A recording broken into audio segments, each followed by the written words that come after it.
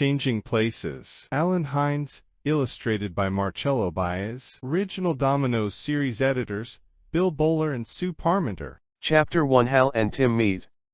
Hal Tanner lives an ordinary life. He has got a nice flat and a good job at a natural history museum in San Diego, California. At the weekend he does his chores around the house. Later he goes to his mother and father's house and helps them with their chores. Sometimes he plays basketball with his friends. Then he meets his cousin David for a cup of coffee in the afternoon. During the week Hal gets up every morning and does the same thing. He makes his bed. He puts on his museum uniform. Then he reads the newspaper at the kitchen table, and he eats toast and cereal with milk. After breakfast he washes up, brushes his teeth and rides his bike to work. He walks into the museum, and he doesn't have to look at the clock, because he knows that it is 8 o'clock. He gets to work at the same time every day. In the evening Hal leaves the museum, and he rides his bike to the supermarket. Usually he looks for something easy to cook. Then he goes back home. After dinner he reads, or he watches TV. Sometimes he works at his computer until he gets tired. Then he goes to bed and falls asleep. Hal knows that tomorrow will be just the same as today. The Natural History Museum has got a lot of rooms with all kinds of exhibits. There are dinosaur bones and skeletons of extinct animals. There are models of planets, asteroids, and stars. In one room a film shows trees changing in the autumn, winter, spring, and summer. In the next room there is a film about earthquakes. There are exhibits about people from different countries, and how they work and play. Many of these exhibits look real, and visitors love looking at them. Hal's job is to make sure that every visitor follows the rules, and that no one touches the exhibits. Sometimes he helps lost children find their parents. At times visitors want to know something more about an exhibit. Hal is happy to find a museum expert who can answer their questions. Hal always tells his family and his friends that he is happy with his life. He is happy to work where people learn more about natural history. But he really thinks that every day is the same, and he's a little bored. Sometimes at night he falls asleep and dreams that he's got a much more exciting job. He's an explorer, a scientist, or an astronaut. Then he wakes up in the morning and he's just Hal. Tim Hawkins is a popular film actor. He acts in all kinds of films, but most people like his adventure films. In one film he rescues a family in a hurricane. In another film he climbs a tall building and rescues some children. In his most popular film he's an astronaut who is lost in space. Tim's photograph is on the cover of magazines all over the country. When people log on to their computers, they see his face on the screen. When he goes to the shops, girls see him and giggle. At cafes he has to hide behind the menu, because people look at him. People see him on TV programs, and they want to know a lot of things about him. They find out about his favorite kind of music and his favorite kind of food. They see what his house looks like. His mother, father, and friends from school are on these programs, and they enjoy talking about him. Now people think they really know him. Sometimes they run after him, and he has to hide. Tim is not happy to be a popular film actor. He wants to have an ordinary life. For his new film he's going to change the color of his hair to brown. He's going to wear glasses, too. He thinks that maybe people won't recognize him when he goes out in public. Then one morning Hal and Tim's lives changed. Hal had breakfast and read the newspaper. Then he rode his bike to the museum. The day was the same as any other day. But when Hal got to work, there were big trucks in front of the museum. A film crew was taking lights and cameras off the trucks. A policeman was in the middle of the road. He was waving traffic away from the building. Hal was surprised. He walked inside, and he saw lots of film people. Some people were talking on their mobile phones in loud voices. One woman was working on the lights on the balcony. A man was painting a wall red. Another woman was moving a camera. Two actors were preparing their roles. Hal's boss came up to talk to him. He told Hal that he had to control the crowded room of curious people. Hal smiled. For the first time his job was going to be different. Hal watched the crew make the film. The crowd cheered when the famous actor Tim Hawkins came in. Hal was surprised to see him. Tim looked just like Hal.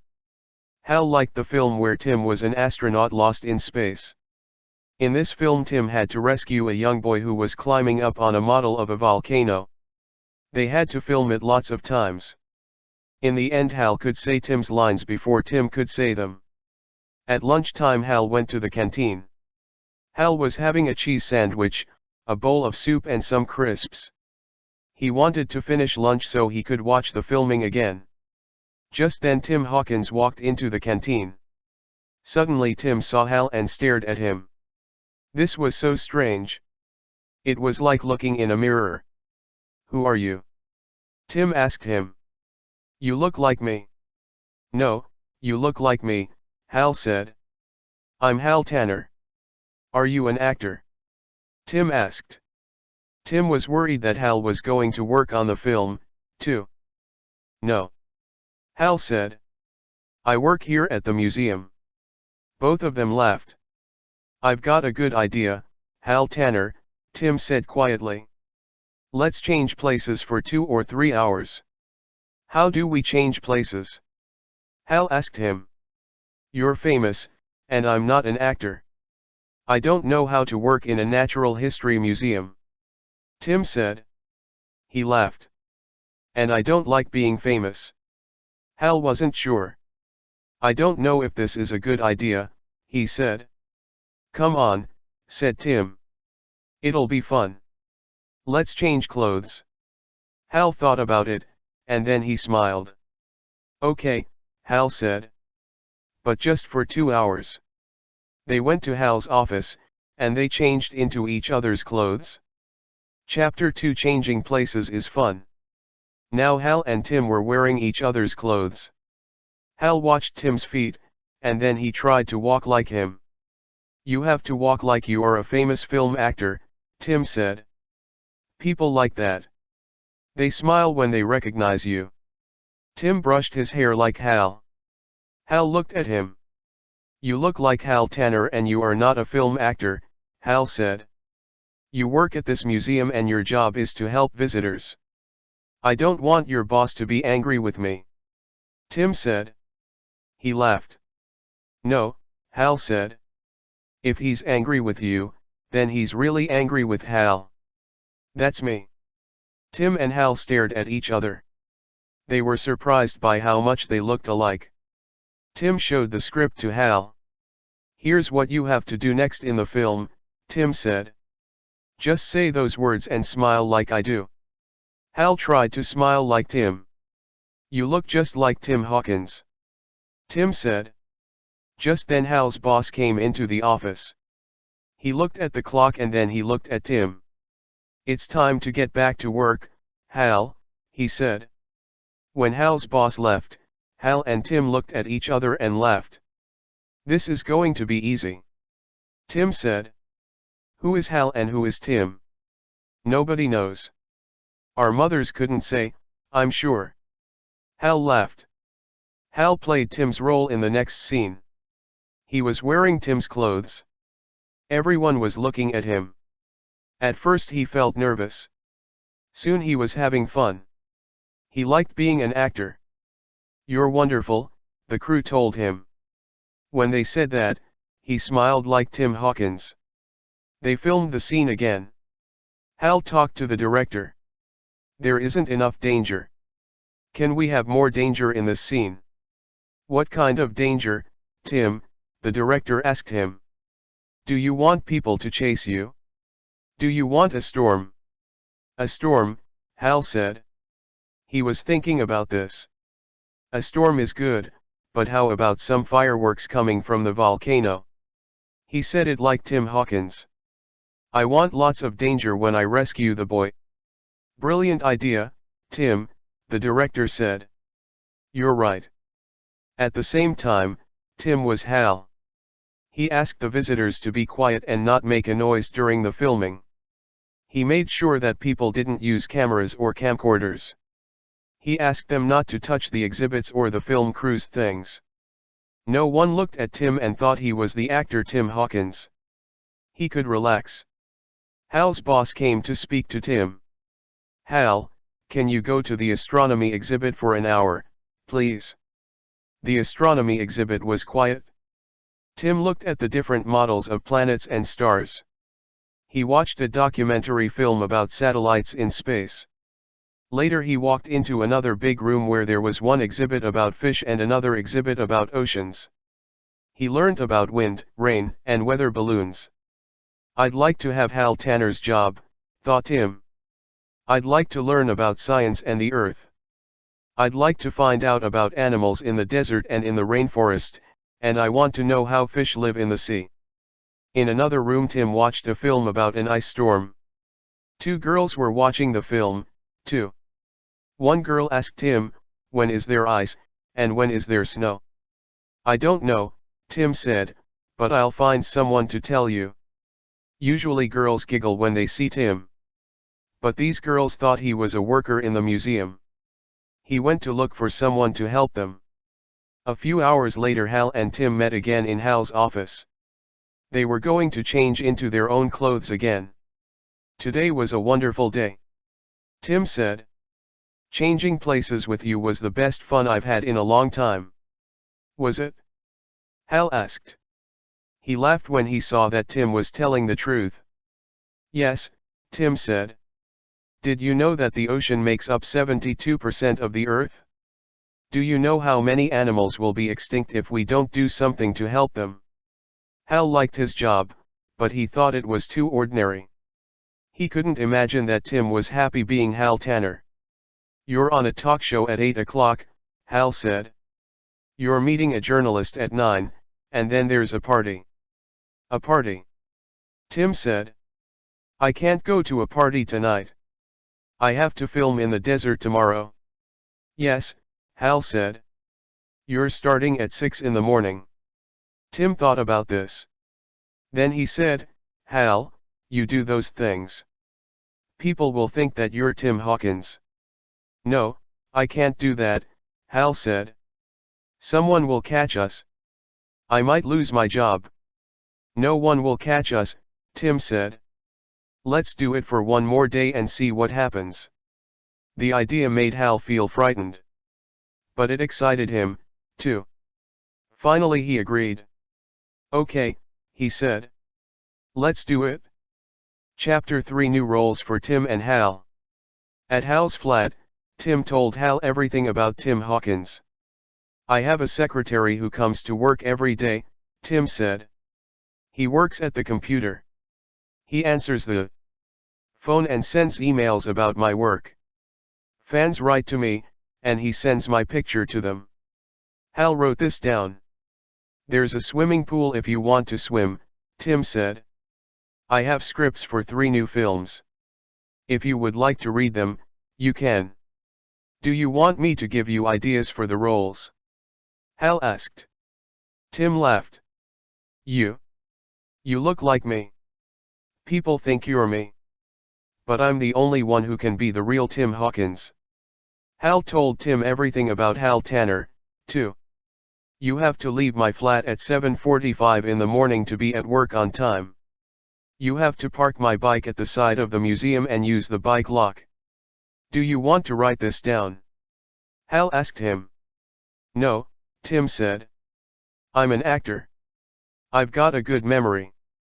They exchanged keys, wallets, and mobile phones. They agreed to meet at an old building near Hal's flat at 6 o'clock the next evening. "Call me on your mobile phone if you're going to be late," Tim said. "Okay," Hal said. Changing places was easy for Tim, at least the idea was easy. He played a lot of different roles in films. In one film he played an astronaut, and in another he was a famous journalist in danger. In another film he played a doctor who found the cure for a strange sleeping illness. Now Tim was going to play a different kind of role. He was going to be Hal Tanner. Hal was good looking, like Tim. but he was not a scientist or a brave explorer. He might be a journalist, but not the kind of journalist who was in danger. Tim thought about Hal's life. Hal was an ordinary man who lived an ordinary life. He had a nice flat, a good job and a mother and father who loved him. Sometimes he met his old friends from school to play basketball, or he met his cousin David to have a cup of coffee. Tim realized that being Hal Tanner was going to be a very difficult role for him to play. This time the audience was not going to be in a cinema. They were going to be people who knew the real Hal Tanner. Hal drove out of town and passed the roundabout. Then he turned left, just like Tim told him to do. Soon he found Tim's house. It was a big house near a lake, and it had lots of windows. There were enormous trees in front of the house. It looked like a park. It was strange to go into someone else's house. There were so many rooms. Upstairs there was a balcony with a beautiful view of the lake. He could hear violin music playing in the house. "This is wonderful," he said. "Tim. Is that you?" a man called. Hal didn't know what to do. "Tim." The man called again. Hal knew it was Philip, Tim's secretary. "Come into the office. I want to show you something." "Okay," Hal said. He went into the next room. Philip was working at a computer. He showed Hal the new website that was all about Tim. "This looks great," Hal said. "You've done a very good job." He was thinking, no one will ever create a Hal Tanner website. Later Hal went to the TV studio to be on the talk show. When the audience saw him, they cheered. Hal smiled and waved to them. He felt like he was a film star. The next day Tim was at the museum. He was doing Hal's job very well, and he was happy. When a girl's hat fell into the rainforest exhibit, Tim ran over. "Don't panic," he shouted. "I'll get your hat." Tim climbed into the exhibit and got it back for her. David, Hal's cousin, was at the museum and saw Tim get the hat. Usually Hal was shy, and David couldn't believe that his cousin was being so loud. Tim and David had a sandwich and a cup of coffee in the museum canteen. David was having a birthday lunch party for his mother, Hal's Aunt Sophie, the next day. Last week Hal told his cousin that he could help buy food and prepare for the lunch. "So are you going to help me prepare for Mum's partage, Hal?" David asked him. "Oh, the party. Oh yes, I forgot. Look, I'm really sorry David, but I'm busy this evening," said Tim. "I won't have time." "That isn't like you," said David in an unsure voice. "I'm sorry, David," Tim said. "Don't worry," Hal's cousin said. "My niece will go shopping with me. And I'll ask my sister to help make the lunch." Tim knew that he had to play the role of Hal Tanner much better. "Well, maybe I can tell my friend that I can't see him this evening. I'm sure I can help you after all, David." "Thanks. That's more like the Hal that I know," said David. Chapter 4, Tim Gets Into Trouble. Being a film actor helped Tim with Hal's job. Tim was filming, he sometimes did dangerous things. Later that day the lift at the museum broke. It was stuck between floors, and 3 people were inside. It was very dangerous, but Tim ran to the scene and rescued them. All of the museum visitors and museum workers cheered. They didn't know that it wasn't Hal Tanner. Hal was filming in the desert. At lunchtime Hal showed the crew how to make a cue. Some of the crew were surprised. They had made a lot of films with him, and this wasn't like Tim Hawkins. He never worried about those things. At the museum Tim was learning new things about himself. Rescuing people is hard work when it's real. In the desert Hal was learning about himself, too. When he was Hal Tanner, he was quiet. When he was Tim Hawkins, he was different, he was open and friendly. Hal was happy about that. At 6 o'clock in the evening Tim went to the old building near Hal's flat. This was the time that he and Hal agreed to meet and change places. Hal didn't arrive. Tim looked at his watch and waited a long time, but Hal never came. Finally Tim went back to Hal's flat. He remembered that Hal had his mobile phone, so he tried to call Hal. But Hal didn't answer. Tim began to worry. Just then he heard someone at the door. Is it Hal? He thought, but it was David. Are you ready, Hal? Come on, let's go and do the shopping for the birthday lunch, said David. Birthday lunch? Asked Tim. Yes. It's my mum's birthday party tomorrow, said David. Have you forgotten? Tim and David went to the supermarket to shop for the birthday lunch. They got flowers, too.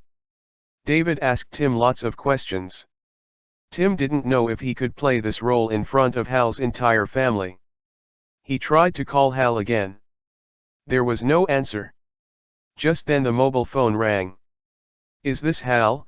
Thought Tim, but it was Hal's mother. I hope you did the shopping for the party, she said. Tim was getting confused. We did, he shouted. You don't sound like Hal, Hal's mother said.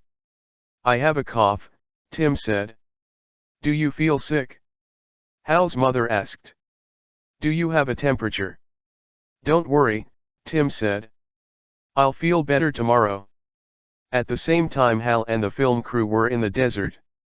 They were filming the last scene when it started to rain very hard. Everyone had to run to the tent. Hal told the director and the film crew that he had to leave. Everyone was watching the rain. No one listened to him. Later Tim helped David and David's two sisters prepare the food for the birthday lunch. The menu's going to be wonderful, said David's sister, Anne. First, we're going to have lentil soup with bread.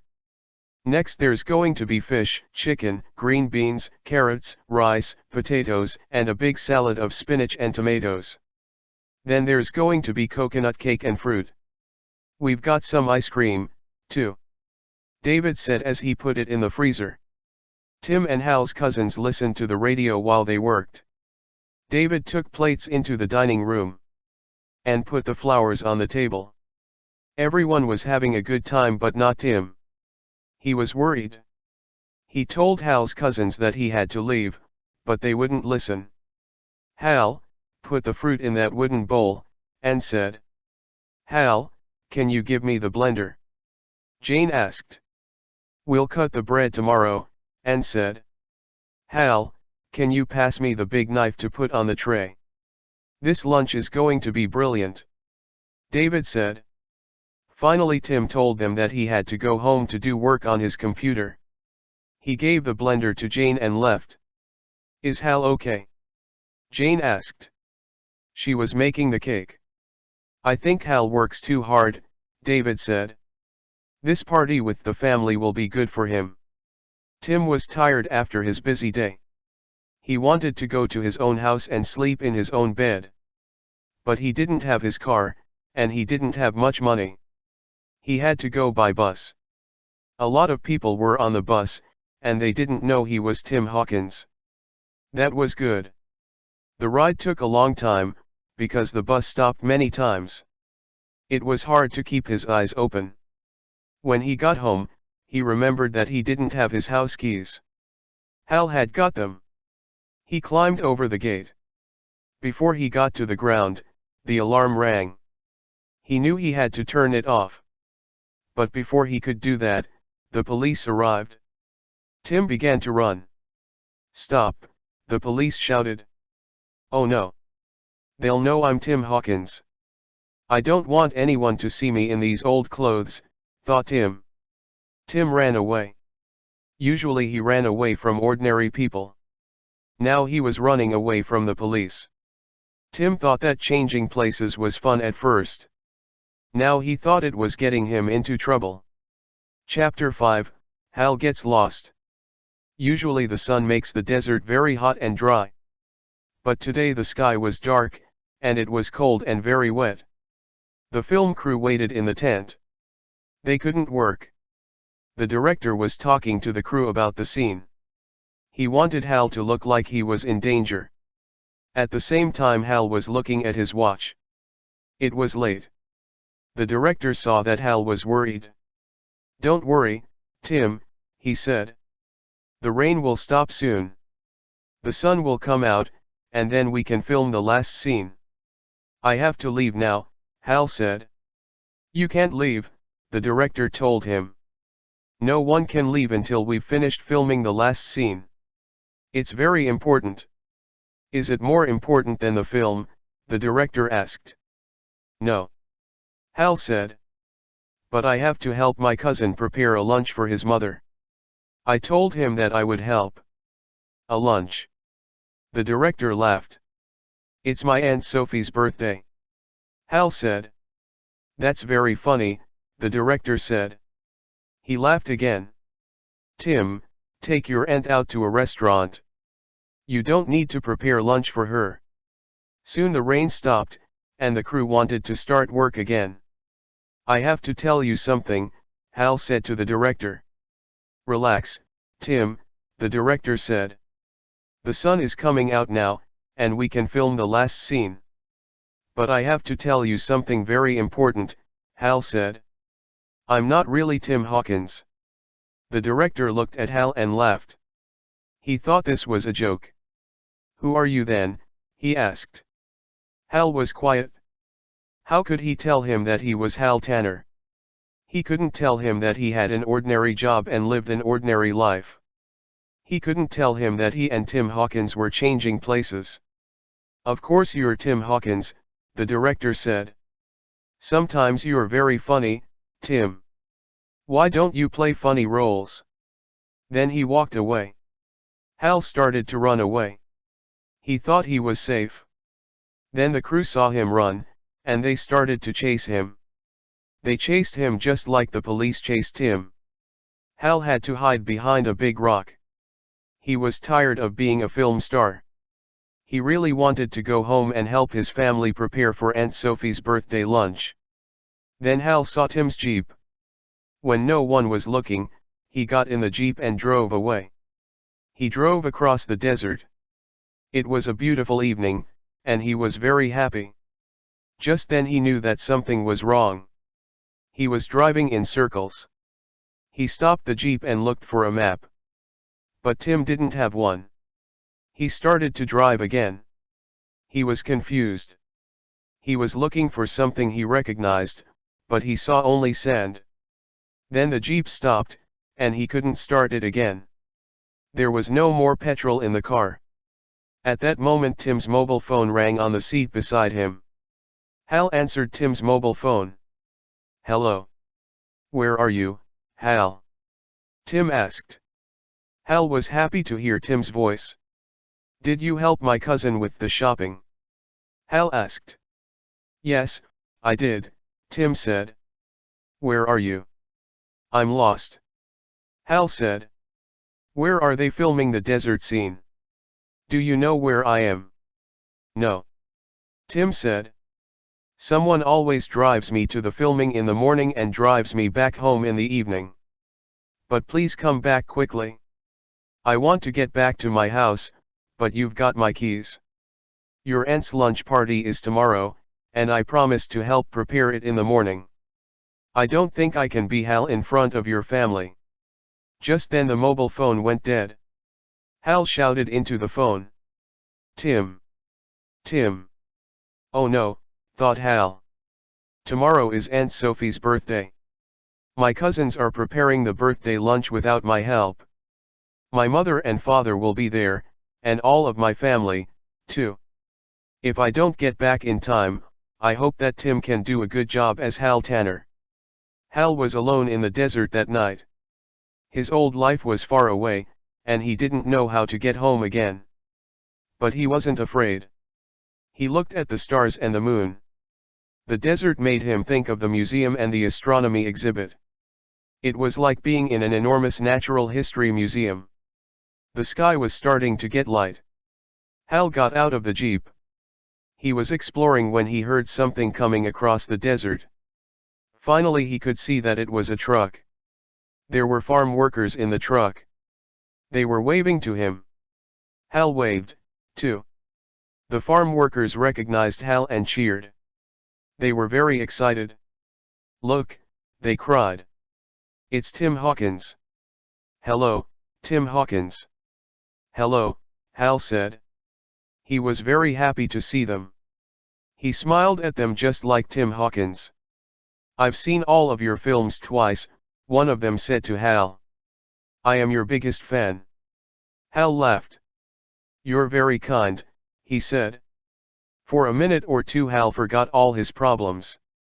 Chapter 6, Hal and Tim Tell the Truth. It was 11 o'clock on Saturday morning. It was almost time for Aunt Sophie's birthday lunch.